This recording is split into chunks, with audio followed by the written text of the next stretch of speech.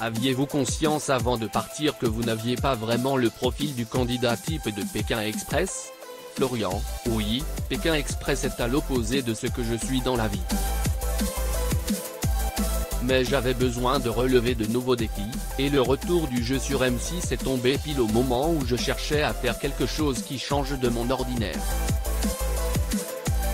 Gabriel: pour ma part, Pékin Express était un rêve de gamin. C'est une émission qui m'a accompagné durant toute mon enfance.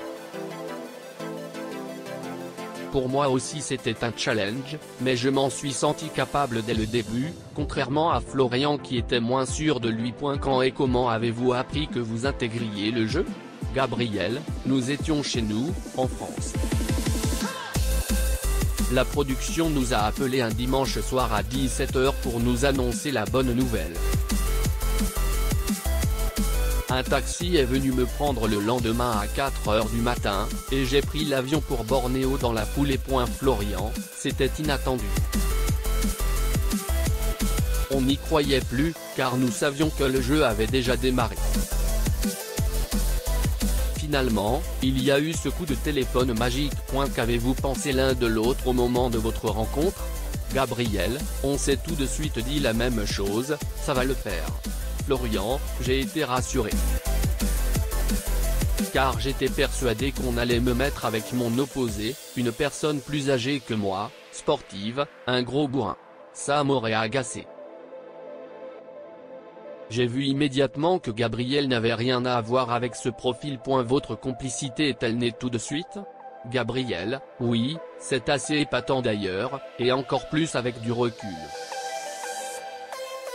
Il y a eu une complicité quasi immédiate, dès la première poignée de main. Comme si on se connaissait depuis longtemps. Florian: c'est d'ailleurs la première chose que je lui ai dit dans le voiture, c'est bizarre, j'ai la sensation de te connaître depuis toujours. Florian: on vous a vu très affecté quand Christina et Didier vous ont attribué le drapeau noir.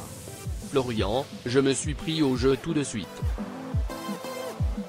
Je trouvais ça trop facile de nous refiler le drapeau à nous, alors qu'on venait d'arriver. C'était une première claque, j'avais le sentiment qu'on voulait nous éjecter.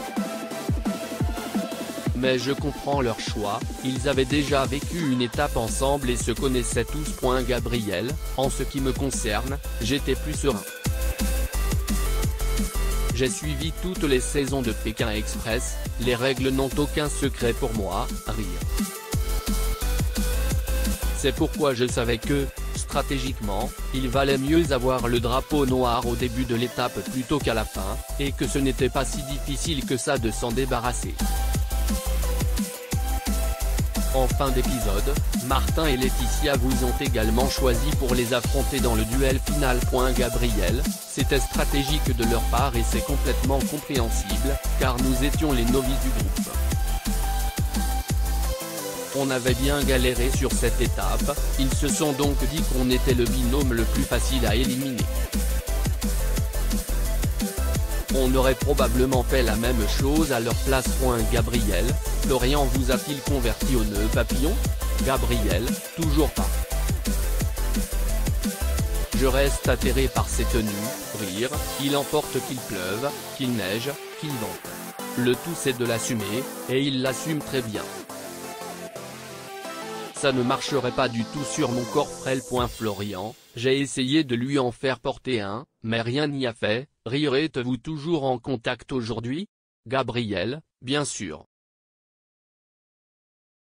On s'est revu 2-3 fois depuis le retour, et on s'appelle régulièrement. On voit également de se revoir dans les prochaines semaines. Voir Pékin Express en replay. Interview Camille.